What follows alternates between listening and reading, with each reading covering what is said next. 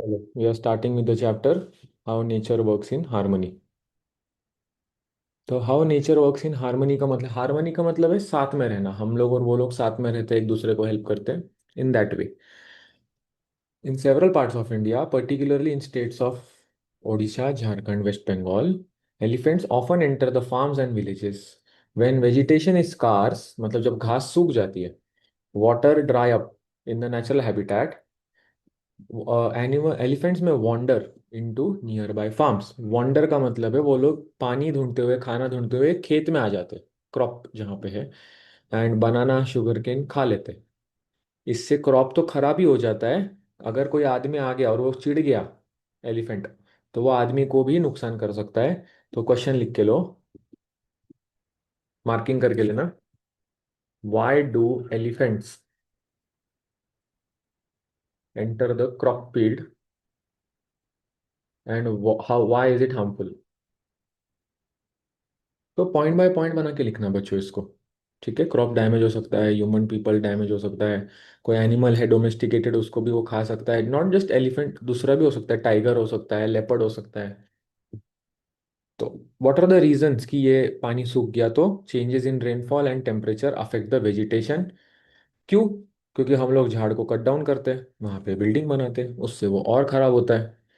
और इससे नेचुरल जो उनका घर है, जंगल, वो खत्म होते जा रहा है।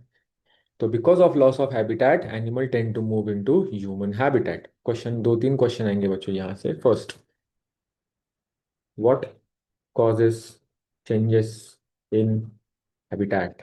तो इसमें सारा लिखना है तुमको, rainfall, temperature, road, building, shrinking of forest, ये सब लिखना है तुमको। 3 मार्क के लिए आएगा, अच्छे से लिख के लेना। Elephants are adapted to forest life, but sudden changes make it hard for them to survive. Wildlife ecologists have identified and marked corridors in many parts of the countries to allow safe movement of animals. मतलब क्या होता है देखो बच्चों, ये train जा रही है, ट्रेन को जाने को नीचे से उन्होंने रास्ता बनाया ना एलिफेंट जाने को, ऊपर से ट्रेन जाएगी। पर ये पहले एलिफेंट का रास्ता था, तो एलिफेंट्स को मूव करने के लिए इन्होंने थोड़ा सा जगह छोड़ा है, उसको बोलते हैं एलिफेंट कॉरिडोर। वही ये लोग यहाँ पे बता रहे हैं कि these corridors connect forest, enabling wildlife to travel in need between large forest area without coming in conflict with human settlement। मतलब ना वो इंसान के कांटेक्ट में, ना हम उनके कांटेक्ट में। आगे, you have learned in curiosity this a habitat, लिख लो, वेयर एन ऑर्गेनिज्म लिव्स, लिख के लो व्हाट इज अ हैबिटेट या डिफाइन हैबिटेट।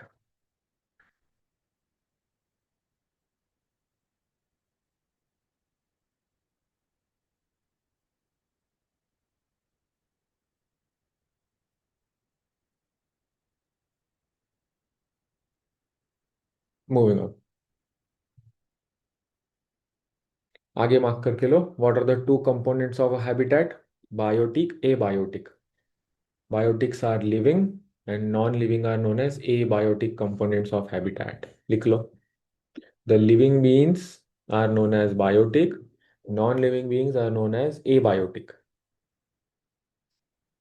क्वेश्चन तो तुमको मालूम है, define biotic, abiotic. Next, mark करके लो, पॉन्ड जो है, how do fishes survive in pond? ये क्वेश्चन है तुम्हारा, उसका आंसर मार्क कर लो प्लीज।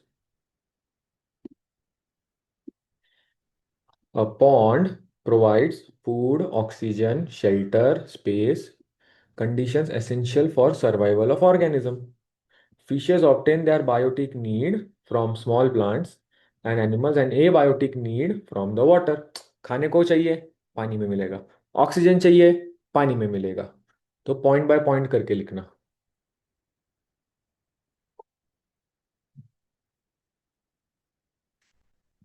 मूविंग ऑन,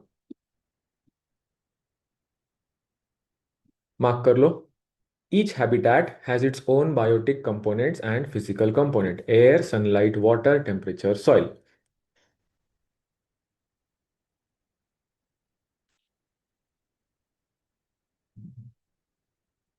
लिख लो प्लीज यहाँ पे कंपोनेंट्स ऑफ हैबिटेट। 2 मार्क्स के लिए आ सकता है। नेक्स्ट,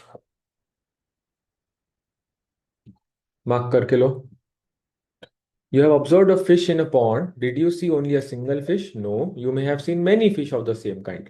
तो बहुत सारी फिश रहती है ना सेम सेम टाइप की. This group of fish of same kind living together in a pond is called population of that particular fish. मतलब एक टाइप की फिश बहुत सारे नंबर में 2000 3000 फिश एक पॉन्ड में रहती है उसको हम लोग बोलते हैं पॉपुलेशन ऑफ फिश. लिख लो. Define population of fish.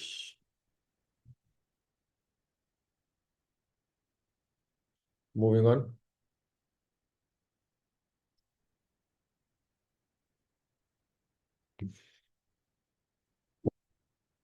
Mark करके लो. तो क्या एक जगह पे एक ही टाइप का ऑर्गेनिज्म रहता है? नहीं. डिफरेंट और group of organisms live together in a habitat और उससे वो बन जाती है कम्युनिटी. मार्क कर लो. A community comprises of different population sharing the same habitat. एक जैसे कंडीशन में अलग अलग लोग रहते हैं.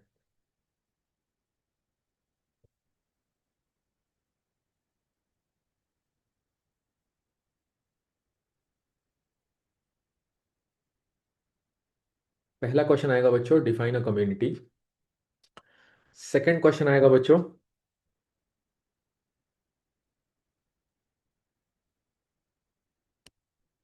What forms a community. तो उसका जो आंसर है मैं अभी मार्क करा के दूंगा आपको. व्हाट फॉर्म्स अ कम्युनिटी का आंसर आएगा ये. The biotic components such as plants animals microbes together form a community.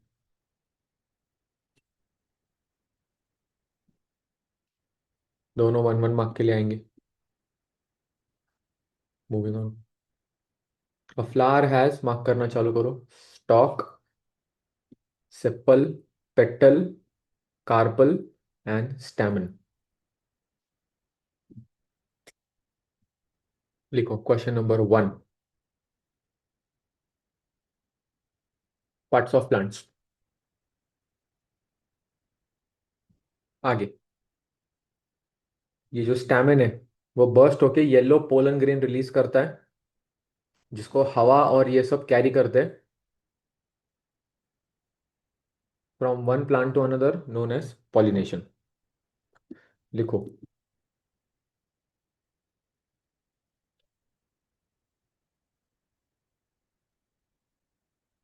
Name the reproductive seeds या grains in plants. Name the reproductive seeds या ग्रेन्स इन प्लांट्स. उसका answer आएगा pollen grain. Who carries. तो उसका answer आएगा wind water insect bat and birds. Next question. Define pollination. तो ये जब छोटे छोटे सीड्स दूसरे फ्लावर पे गिरते हैं तो वहां पे नया फ्लावर और नया प्लांट ग्रो होता है उसको बोलते हैं पॉलिनेशन. लिख लेना अच्छे से.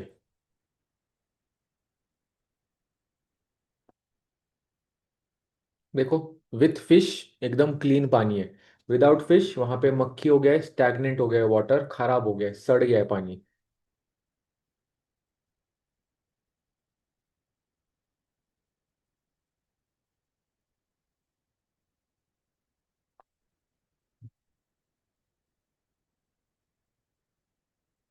मार्क करो. फिश ईट ड्रैगन फ्लाई लार्वे. सो पॉन्ड्स मतलब जिसपे ड्रैगन फ्लाई अपने अंडे देती है पानी पे उसको फिश खा लेती है. So pond with fish had fewer dragon flies. Dragon flies usually eat flies bees and butterflies.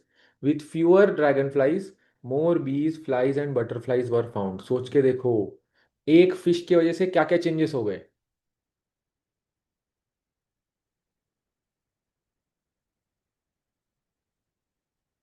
तो बीज फ्लाइज और बटरफ्लाइज जो है ना बच्चों ये पोलन ग्रेन्स को मूव करते हैं. तो जितनी ज्यादा फिश होगी उतने ज्यादा ये इंसेक्ट्स होंगे. जितने ज्यादा इंसेक्ट होंगे उतना ज्यादा पॉलिनेशन होगा एंड उतने ज्यादा प्लांट्स ग्रो होंगे. लिख के लो यहाँ पे साइड में. Birds feed on dragon fly larva. फिर एरो बनाना नीचे की डायरेक्शन में. हेंस लेस ड्रैगन फ्लाई क्योंकि वो उनके अंडे खा लेती है ना फिश. तो बड़े कैसे बनेंगे? More bees flies butterflies, these insects help pollinate, these insects help pollinate. आगे लिखो। More pollination, more flowers. Last point, more fish helps in more pollination. ये इस पूरे पैराग्राफ का फ्लो चार्ट है, अच्छे से बुक में बना के लो और वहां पे लिख लेना pond fish activity. Moving on.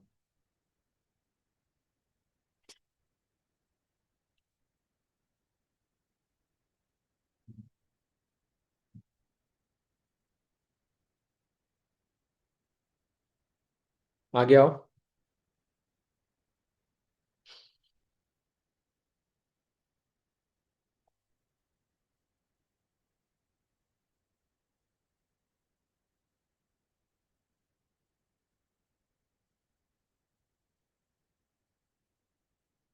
Ecosystem mark करके लो। द बायोटिक कंपोनेंट्स जैसे लिविंग वाले एंड एबायोटिक कंपोनेंट जैसे नॉन लिविंग वाले interact with each other and form an ecosystem. Mark करो। क्वेश्चन लिख के लेना, डिफाइन इकोसिस्टम।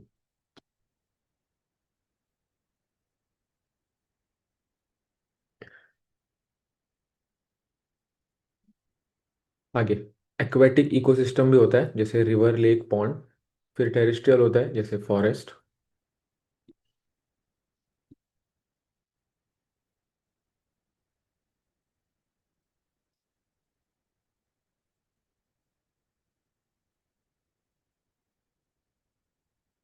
तो वो हो जाएगा बच्चों टाइप्स ऑफ इकोसिस्टम।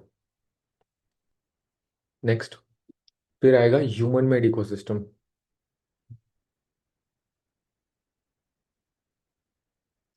आगे मार्क करो, फार्म जो है it is a human made ecosystem, हमने बनाया हुआ है, आर्टिफिशियल।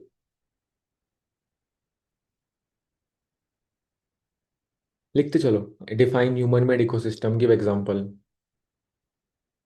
आगे, sunlight, carbon dioxide and water essential for food producing in plants.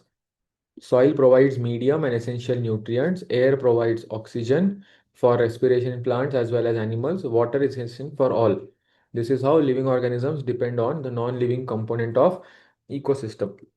Question आएगा बच्चों इसका, show with example how living things depend on non living things in ecosystem.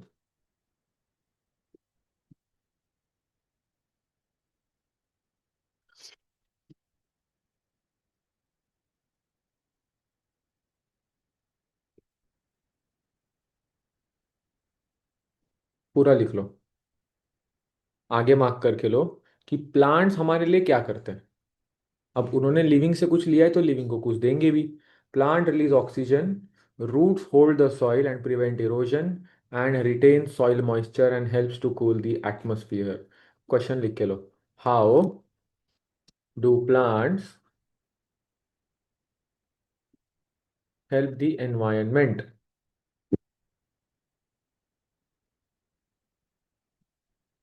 How do plants help the environment?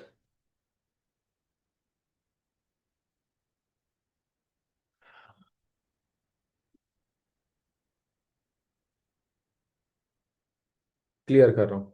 Moving on.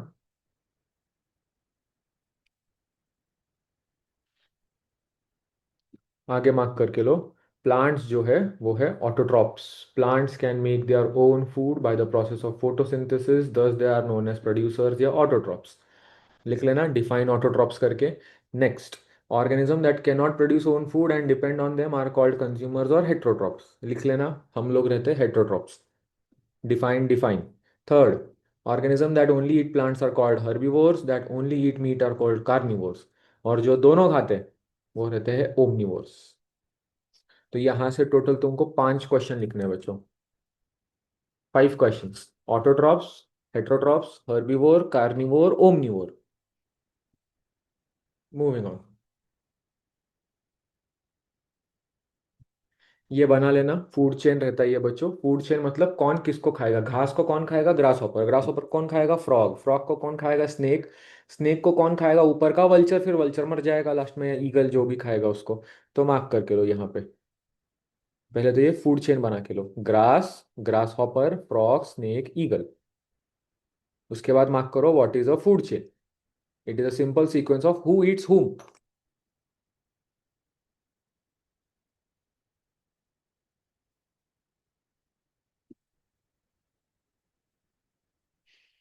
ठीक है।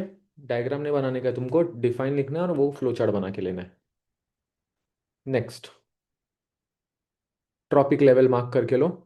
क्या रहता है, जो जिस लेवल पे होते हैं, जैसे ग्रास हॉपर, ग्रास हॉपर के ऊपर स्नेक, तो उनको सेकंड लेवल, थर्ड लेवल, उनको बोलते हैं ट्रॉपिक लेवल। लिखो यहाँ पे डिफाइंड ट्रॉपिक लेवल। आगे, सबसे फर्स्ट लेवल पे कौन है, प्रोड्यूसर। अगले पेज पे आओ, यहाँ पे लिख के लो direct, producers are at the first level of the trophic. उसके बाद प्रोड्यूसर्स ने खाना बनाया, उसको कौन खाएगा, हर्बीवोर्स खा लेगा, इसलिए वो लोग सेकंड लेवल पे आएंगे। हर्बीवोर्स को कौन खा लेता है, छोटे कार्निवोर्स, वो थर्ड लेवल पे आएंगे। और इनको भी कौन खाता है उनसे बड़ा हमेशा, टाइगर, तो वो फोर्थ लेवल पे आएगा। क्वेश्चन लिख के लो और ये पूरा नोटबुक में लिख के लेना। Explain the four trophic level and draw diagram. Diagram का नहीं जरूरत, फ्लो चार्ट बना देना।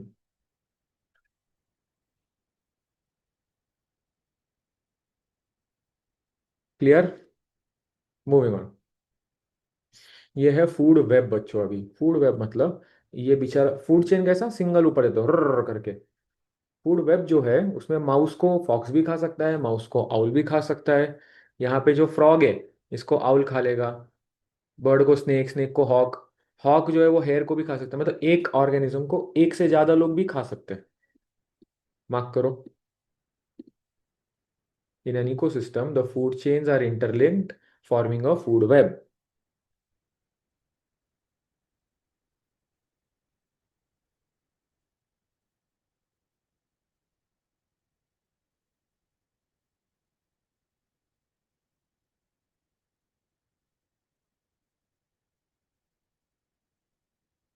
क्लियर कर रहा हूँ।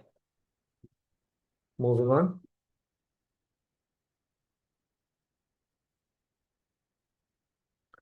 तुमको बच्चों अगर इसका डिफरेंस आया फूड चेन और फूड वेब का, तो एक बार नोटबुक में लिख लो, मैं तुमको लिख के दे रहा हूँ। Difference between food chain and food web. रुक जाओ मैं तुमको दिखा देता हूँ।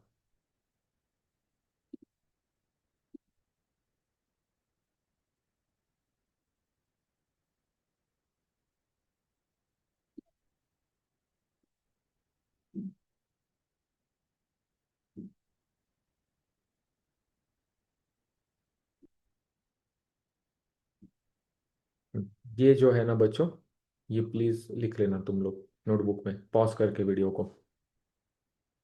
ओके। अब उसमें क्या क्या दिया है वो देखो। Food chain is defined as the phenomenon of transfer of energy through a series of organism. तो ट्रांसफर ऑफ एनर्जी होता है through a series of organism falling into successive tropical, एक के बाद एक। फूड फूड वेब जो है वो interconnection of many food chains है। Second, usually member of higher tropic level feeds upon a single type of organism of lower tropic level। इसमें जो है member of higher feeds upon many organisms। Third, instability ज्यादा रहती है, stability increase होती है। Fourth, comprises of only one chain, comprises of many chain. अगर एक भी ऑर्गेनिज्म निकाल दिया तो पूरी चेन डिस्टर्ब हो जाएगी। Removal of one organism does not disturb the food web. 5 mark को आ सकता है, 3 मार्क को आ सकता है, डेफिनेटली आ सकता है। कर लेना, लिख लेना अच्छे से नोटबुक में, मैं पॉज करके वीडियो को। जितना अंडरलाइन किया है उतना उतना लिख लेना। नहीं, आज पूरा लिख लेना अच्छे से। कल को मैं फिर अंडरलाइन करके दे दूंगा। Okay, moving on. Mushroom.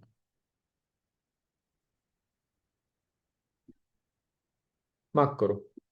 Microbes like fungi are they grow on dead matter, and bacteria break complex substances in dead plants into simpler one।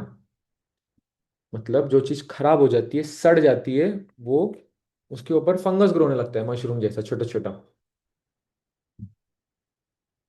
तो ये लोग क्या करते हैं बच्चों, ये लोग उसमें से न्यूट्रिएंट खींचते हैं एंड वापस सॉइल में देते हैं।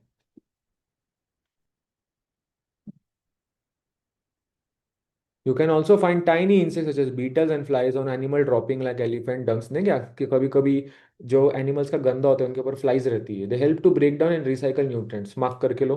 Beatles and flies help to break down and nutrient recycling back into the environment. This process is called decomposition। लिखो क्वेश्चन। हाउ, दो क्वेश्चन लिखेंगे हम लोग, एक ऊपर पेज पे से, एक नीचे वाले पेज पे से। How do mushroom and fungi help in decomposition, ये एक क्वेश्चन हो गया। सेकंड क्वेश्चन आएगा, एक define decomposition in decomposition of nutrients and who does it. तो उसमें पूरा लिख देने का है, बीटल्स एंड फ्लाइज से लेके पूरा। आगे कौन करता है decomposition? It is the decomposers और सैप्रोट्रॉप्स, मतलब जो खराब चीजों पे फीड करते हैं। क्वेश्चन लिख के लो। Define decomposers.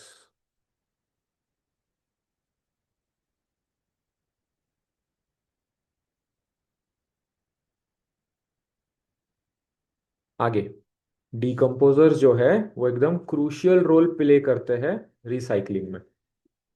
क्वेश्चन लिख के लो। व्हाट क्रूशियल रोल डू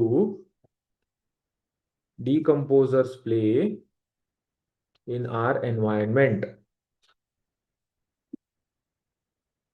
क्योंकि अगर बच्चों वापस न्यूट्रिएंट आएगा ही नहीं सॉइल में, तो नया चीज कैसे ग्रो होगा?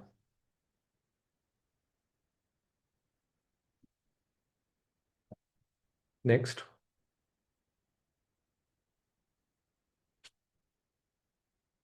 Very big chapter. हो जाएगा पर आई थिंक 10 मिनट में।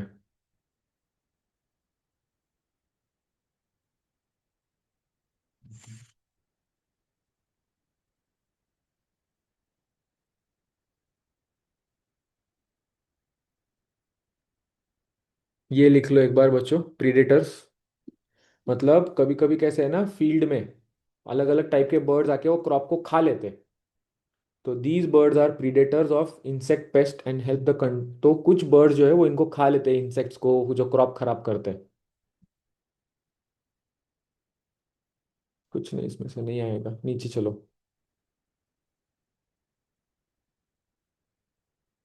हाँ। For example, many plants in the pond start dying because of pollution. With fewer plants, less oxygen will be available। और उसमें अगर लेस ऑक्सीजन होगा तो फिश को ऑक्सीजन मिलेगा क्या पानी में से? नहीं। और इसलिए वो सब मर जाएंगे। तो पेस्टिसाइड और ये सब डालने की वजह से क्या होता है ना बच्चों, पॉन्ड में होता है पॉल्यूशन। पॉल्यूशन की वजह से फिश ऑक्सीजन खराब खत्म हो जाएगा। ऑक्सीजन की वजह से फिश मर जाएगी, फिश मर जाएगी तो उसके अंदर के न्यूट्रिएंट्स और इंसेक्ट्स भी मर जाएंगे और प्लांट्स भी मर जाएंगे। तो क्वेश्चन लिख के लो। ड्यू क्वेश्चन इसके ऊपर एक छोटा सा लिख के लो। Due to excess pesticide. फिर फ्लो चार्ट चालू करना ड्रॉ करने को, और ये पूरा ही ड्रॉ कर देना, ये पूरा, ये इतना पूरा ड्रॉ करना है तुमको। ठीक है।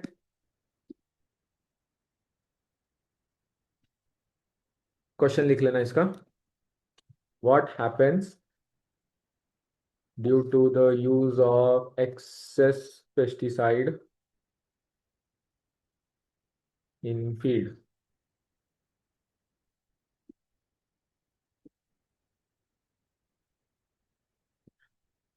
आगे मत करके लो। ये जो फोटो है तुमको पिक्चर बेस्ड क्वेश्चन में आ सकता है। इंडियन बुल फ्रॉग, इतना याद रखो बस, इंडियन बुल फ्रॉग। उसका वो जो नाम है, biological name, you don't need to know. आगे देखो। This large scale harvesting led to the decline in frog population. होता क्या है ना बच्चों, जब तुम लोग, India was significant exporter of frog legs, especially इसके, क्योंकि बहुत बड़े मस्कुलर होते हैं वो। इतने फ्रॉग अपन ने बाहर भेज दी कि उनकी पॉपुलेशन कम हो गई। Since frogs eat insects, they are reduced number, result in rise in agricultural pest. Crops खराब होने लग गए, जिससे वो लोग और पेस्टिसाइड वापरने लग गए। पेस्टिसाइड वापरा तो एनवायरनमेंट को हार्म होने लगा, वाटर क्वालिटी खराब हो गई, overall environment and human health हो गया। इसलिए गवर्नमेंट ने सीधा एक्सपोर्ट ही बैन कर दिया। Nice decision. Why government of India band the export of Indian bull frog? 2 marks के लिए आ सकता है। पॉइंट बाय पॉइंट बना के ऊपर वाले पैराग्राफ से तुम खुद लिखोगे। Moving on.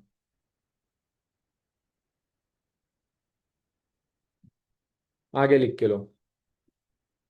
क्या हर एक स्पीशीज का जिंदा होना जरूरी है? यस।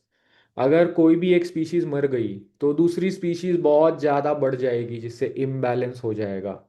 फॉर एग्जाम्पल, अगर स्नेक सारे मर गए, if all snakes die, the population of rats will increase. बहुत ज्यादा हो जाएंगे रैट्स, फिर उससे वही सब बीमारी हो जाएंगी, वो लोग क्रॉप खा लेंगे, इंसेक्ट्स को खा लेंगे, इम्बैलेंस हो जाता है।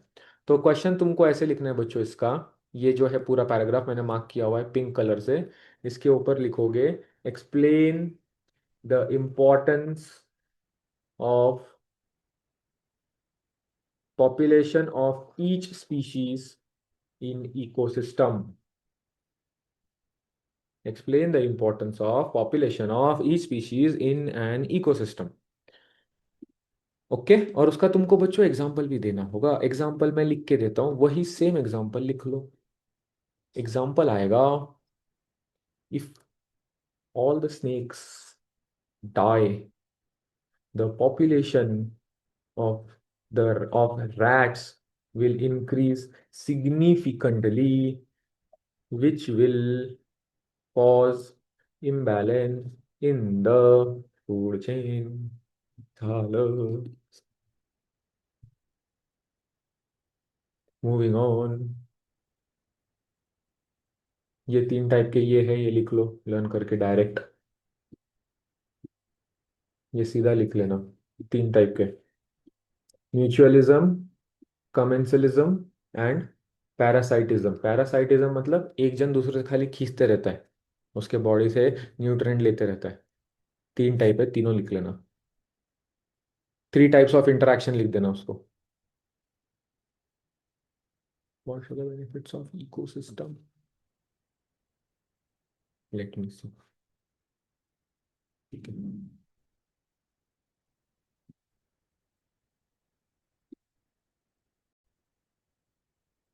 बेनिफिट्स ऑफ एन इकोसिस्टम देखो अब। Humans also benefit from ecosystem. How? For example, mark कर लो, ये हैगा question. How do humans benefit from ecosystem? लिखना शुरू करो। For example, forest provides fresh air, fertile soil, ये टिम्बर, मेडिसिन, ये सब। Equity ecosystem provide water and food. And अच्छा लगता है ना देख के, इसलिए रिक्रिएशनल वैल्यू भी होता है। क्वेश्चन लिख के लो। How do humans benefit from the ecosystem?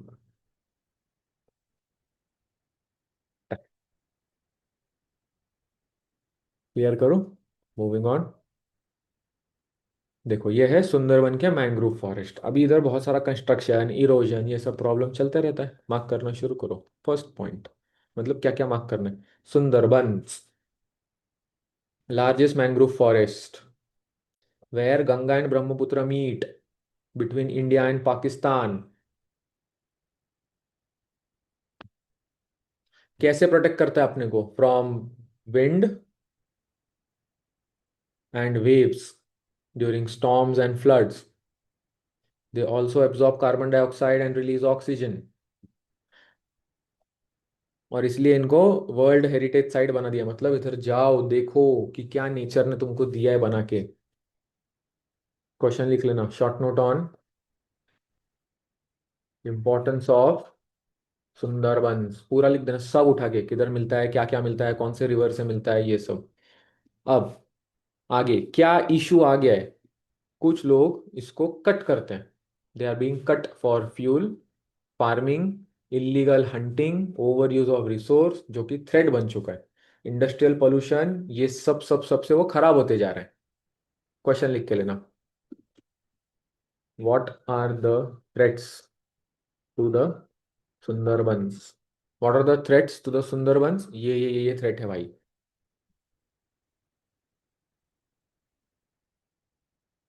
Moving on,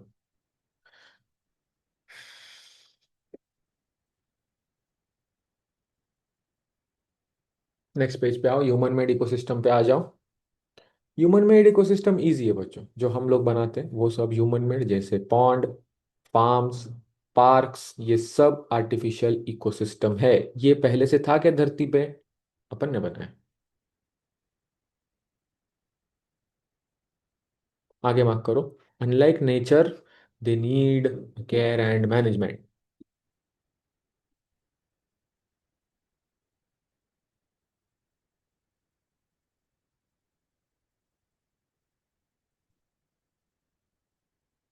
mark करो, 20th सेंचुरी से इंडिया में ग्रीन रेवोल्यूशन शुरू हुआ, मतलब ट्रैक्टर यूज करने लग गए, फर्टिलाइजर पेस्टिसाइड, जिसकी वजह से फूड प्रोडक्शन बढ़ गया एकदम खतरनाक, उसको बोलते हैं ग्रीन रेवोल्यूशन। क्वेश्चन लिखो, डिफाइन ग्रीन रेवोल्यूशन। बट हुआ क्या बच्चों इससे, कंटिन्यूअस एक ही लैंड पे क्रॉप ग्रो करने से वहां का सब डिग्रेडेशन हो गया है सॉइल का।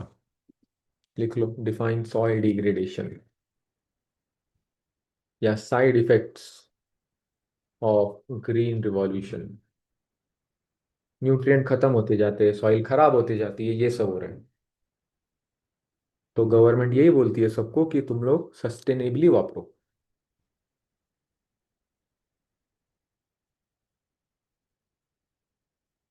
मार्क करो कि फर्टिलाइजर यूज करने से क्या क्या इश्यू आता है। ओवर यूज ऑफ फर्टिलाइजर में cause reduction of soil fertility, friendly microbe खत्म हो जाएंगे, ह्यूमस खत्म हो जाएगा, सॉइल जो है वो इरोजन होने लग जाएगी वहां पे, एंड इंक्रीज ऑफ पेस्ट होने लग जाएगा वहां पे। तो बहुत सारे पॉइंट्स है, अच्छे से लिखना। And they can disturb soil organism like earthworms and snails. पूरा का पूरा क्वेश्चन आएगा तुमको for 5 marks, super important, double star mark करना। Disadvantages of using pesticides.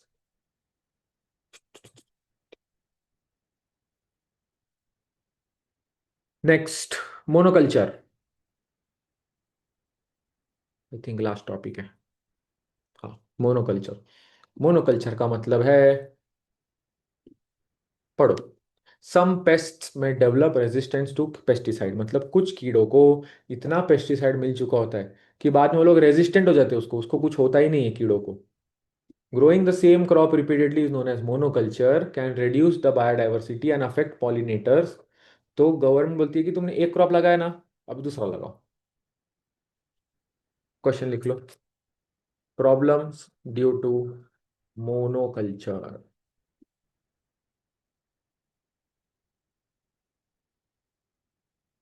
फिर गवर्नमेंट बोलती है कि नेचुरल ऑर्गेनिक फार्मिंग करो, सिंथेटिक फर्टिलाइजर मत वापरो, सस्टेनेबल फार्मिंग करो, मिनिमल इंटरेक्शन रखो नेचुरल एनवायरनमेंट के साथ, एक्सेट्रा एक्सेट्रा। इतना इंपॉर्टेंट नहीं है क्योंकि हमने बाकी सब तो मार्क कर लिया है अंदर, क्रेजी मार्किंग किया है, बहुत बड़ा चैप्टर है, but nice chapter, I like it. Okay, thank you, notes लिखो, खत्म करो, मिलते हैं ऑफलाइन क्लास में।